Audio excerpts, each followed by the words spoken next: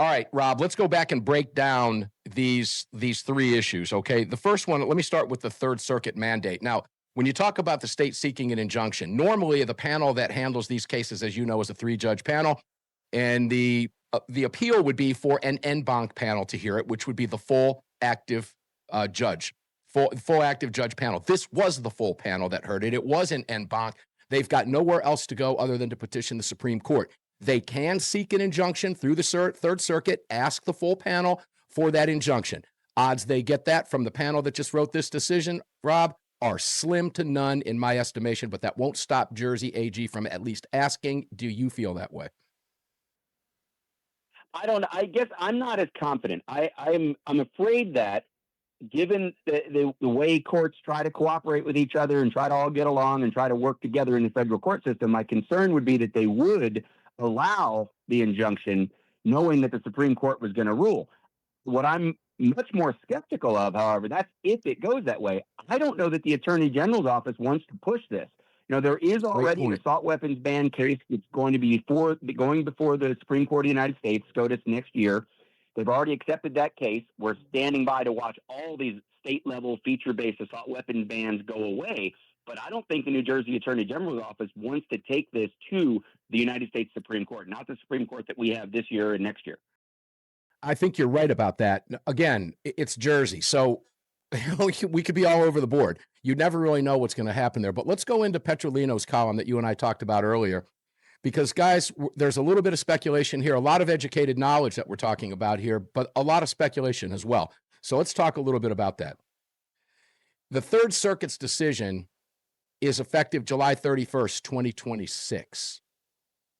That from the AG's office originally, but then they backtracked on that. And now they're talking about what they said was, and I'll quote, "We have until July 31st, 2026 to petition the court for rehearing. Good luck with that. The decision was strong and it was firm, and I don't think that's going to happen. But it could." Then 7 days later, on August 7th, is when the decision is effective. Now, that's a spokesperson for the Attorney General. This is pursuant, they said, to federal rules of appellate procedure 40 and 41. Rule 40, Rob, pertains to the timeline a party may seek a panel rehearing, a petition for rehearing en banc, or both. Now, this was already an en banc panel. It's noteworthy that the combined cases were already heard en banc. Unless the time is shortened or extended by order or local rule, any petition for panel rehearing or en banc must be filed within 14 days. So if you put all of this together, that puts us around August 10th. So there's some coinciding here that appears to be accurate from both the AG and when we would expect a word or a mandate from the court. There's a quote from someone who actually spoke, a lawyer who actually spoke with the circuit court, with the clerk's office of the circuit court, from John Petrolino. Well, people can see that article, by the way. After this show, I suggest they read it over at Bearing Arms. John also is from New Jersey. He's got his finger on the pulse of generally what's going on in the 2A world, but especially in that state.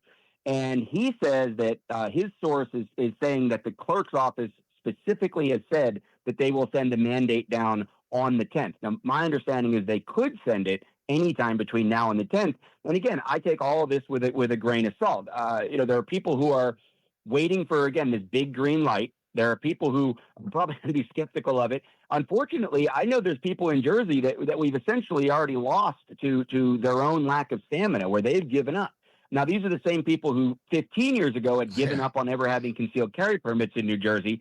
We have concealed carry permits in New Jersey right now, and we're going to have fully featured ARs again in New Jersey with standard capacity magazines. It's just a question of, are you going to the shop to get that today? Are you going to wait a week and a half? Or are you going to wait 2.5 weeks? Or are you going to sit back for 6 months and let other people do it first until you're really confident? And everybody's on a different sliding scale when it comes to their comfort with this ruling and with, honestly, trusting the New Jersey State Police. Yeah, and I didn't want to really spend a lot of time. And folks, if you're watching, I do have John Petrolino's article up there. You can see the headline. It's NJAG backtracks on date of gun and magazine bans demise. We'll leave it up there for you as we go through some of it with you, just so you can get a look at it. You can find it at bearingarms.com. I, in fact, just got a text from John a little bit ago and notified him that we were, in fact, using his article. It's a great piece, and it gives him some explanation. Regarding the state police in New Jersey, I didn't really want to focus too much. I wasn't intending, Rob, to focus too much on them because my thought process was they're going to do whatever the court tells them to do.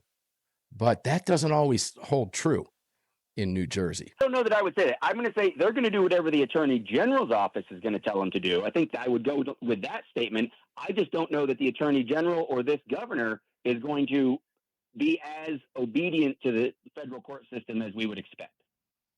All right, so what are the ramifications to that? Because this is why there's a monkey wrench. If we didn't have the SCOTUS already granting cert in 2 of these cases, the dynamics that we're talking about would be entirely different. And I would say that the new governor, Cheryl or whatever her name is, Mickey, Mikey, whatever she pronounces her name as, my guess would be that she would, just like everybody else in the blue states, New York, California, Maryland, Illinois, particularly Massachusetts and others, just thumb their nose at the decision, because it's not a SCOTUS decision, it's a circuit decision. And I would suggest that that's what they would do. But because SCOTUS is involved here now, I don't know that they have that option. I'm not really sure how they're going to handle this. That's why I said we're coming at this from an educated view, only because we've seen this happen in the past. But this is new. We're in new territory here. Absolutely. I really do think it's a situation of risk tolerance for any gun owner in New Jersey and for the retailers. I mentioned SC Arms earlier. They've proudly and loudly said through their social media and their actions in their store that they're moving forward. I'm sure other stores are as well. I'm not aware of it, particularly because I don't know them. I also know other gun shops that I deal with in New Jersey who have announced that they're not going to do anything until the 31st. Now, my question is, are they now going to change their mind and say they're not doing anything until the 10th? Or are they going to change their mind back and say, well, we're going to follow the lead of SC Arms, who was the first shop to go forward? I'm not sure what's going to happen.